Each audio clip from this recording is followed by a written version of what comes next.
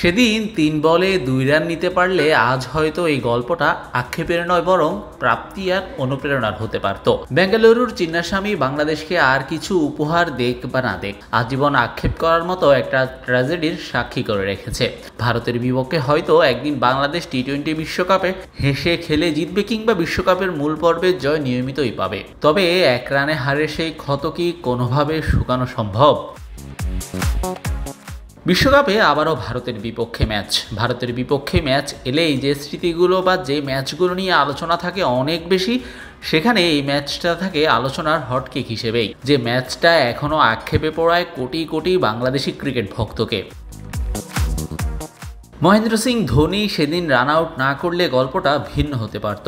খাদের কিনারা থেকে টেনে আনা মুশফিক না হয় ভুল করেছেন, কিন্তু রিয়াদ যেটা করলেন সেটাকে বাচ্চা সুলভ ভুল না বলে উপায় নেই।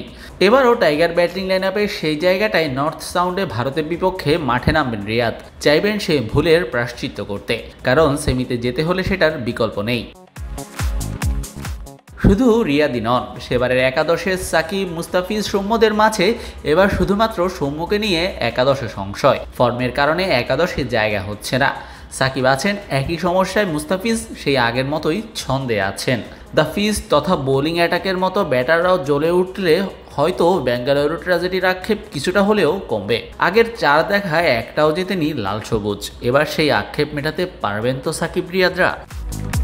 শাহরিয়ার শাওন, স্পোর্টস বাংলা।